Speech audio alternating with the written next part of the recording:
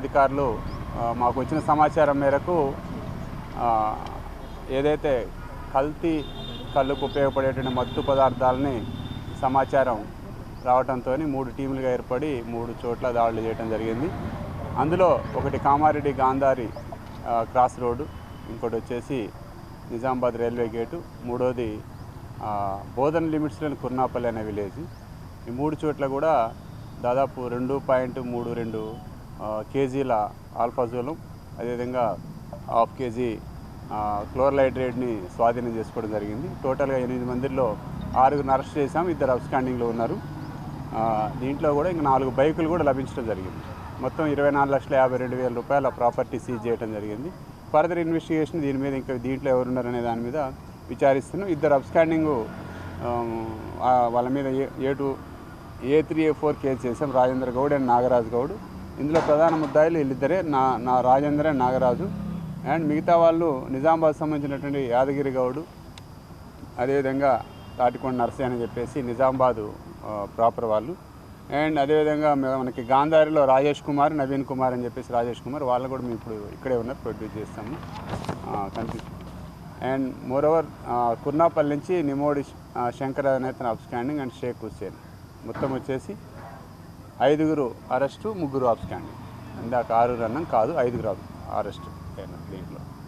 Okay, ఇది ఒక పెద్ద కేసు ఇది ఈ మధ్యకాలంలో. ఎందుకంటే దీని మీద గత 15 రోజుల నుంచి నిఘా పెట్టడం జరిగింది ఎన్ఫోర్స్మెంట్ అధికారులు.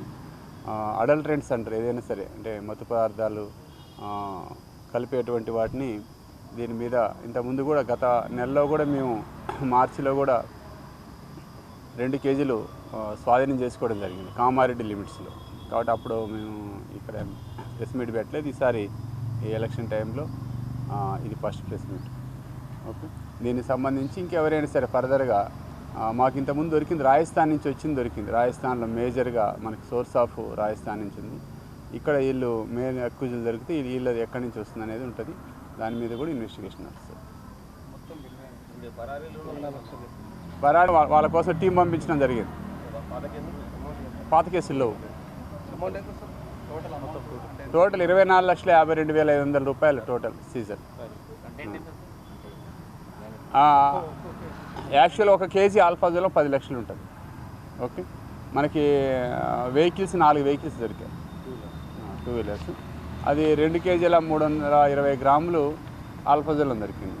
అదేవిధంగా ఒక 1/2 కేజీ అంటే 530 గ్రామ్స్ క్లోర్హైడ్రేట్. క్లోర్హైడ్రేట్ వచ్చేసి మనకి 1 కేజీ వచ్చేసి 5,000 ఉంటుంది.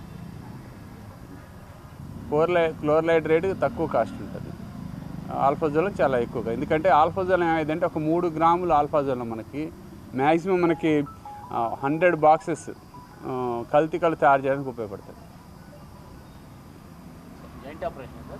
ఇది enforcement only enforcement wing operation, no joint, only enforcement అధికారులు నిజామాబాద్ డివిజన్. ఇందులో ప్రధానంగా వచ్చేసి Chandrababu Naik assistant excise superintendent enforcement, అదేవిధంగా ఇన్స్పెక్టర్లు స్వప్న అండ్ వెంకటేష్ ఇన్స్పెక్టర్లు, అండ్ సబ్ ఇన్స్పెక్టర్ వచ్చేసి చారి అని చెప్పేసి వస్తుంది చారి, అండ్ రిమైనింగ్ కానిస్టేబుల్స్ కూడా చాలామంది ఈ కేసు అనుకున్నారు.